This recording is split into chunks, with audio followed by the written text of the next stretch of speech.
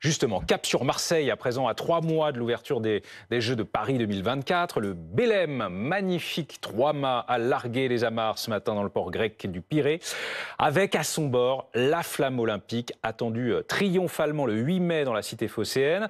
Le nageur Florent Manodou, quadruple médaillé olympique, sera le premier relayeur de la flamme sur le sol français. Et le lendemain, le 9 mai, débutera le relais olympique dans Marseille. L'un des porteurs nous accorde ce soir une interview. Que dis-je ? Le doyen des porteurs. Bonsoir Albert Corrieri, merci infiniment d'être avec nous. Dans 12 jours, vous porterez donc la flamme olympique à Marseille, où vous êtes né, le 28 mai 1922, il y a donc bientôt 102 ans. Quand vous pensez à ce moment, quand vous l'imaginez, que ressentez-vous ? C'est un bonheur énorme pour moi, ça vous rendez compte ? Sachant que c'est une grande surprise, parce que je ne le savais pas, j'étais au courant de rien, moi. Comment ça va se passer ? Est-ce que vous savez ? Ben non, je ne vois pas du tout. C'est la première fois que je vais le faire.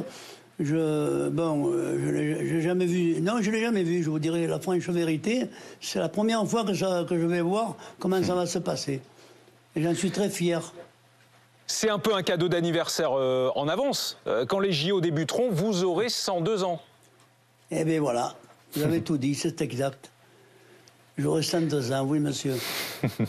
Ça représente quoi pour vous, les Jeux Olympiques ?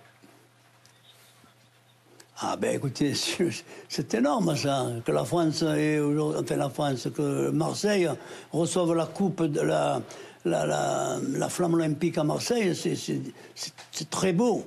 C'est très beau. C'est une chose qu'on n'oubliera jamais. Les Marseillais, je pense qu'ils le garderont longtemps en mémoire, ça. Parce que l'avoir à Marseille et surtout porter la flamme olympique, c'est une chose que je n'imaginais jamais. On me l'aurait dit, je n'aurais pas cru, vous voyez, c'est arrivé, comme tout arrive dans la vie. Voilà. On pense aussi, Albert, on pense aussi bien sûr à ce que cela doit représenter au regard de votre histoire personnelle. Est-ce que vous pouvez expliquer aux téléspectateurs de BFM TV ce que vous avez vécu à l'âge de 20 ans ? Oh là là. Écoutez, ce serait trop long de vous l'expliquer, mais j'aimerais bien en faire un reportage de ça. Parce qu'à l'âge de 21 ans, c'était ma plus belle...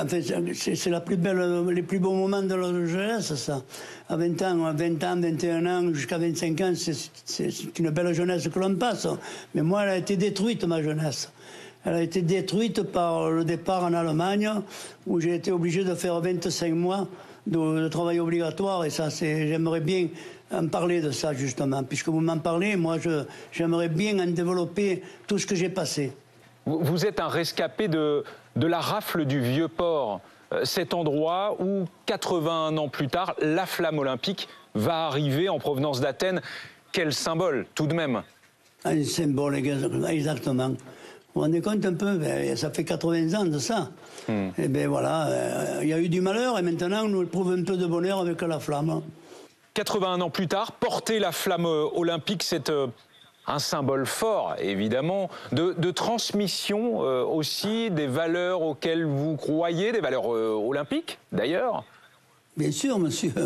Bien sûr, les valeurs olympiques, c'est beau, ça.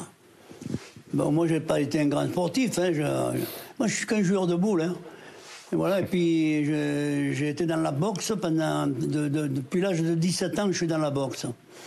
Voilà, je fréquente toutes les salles. J'ai fait un peu de la salle en étant jeune.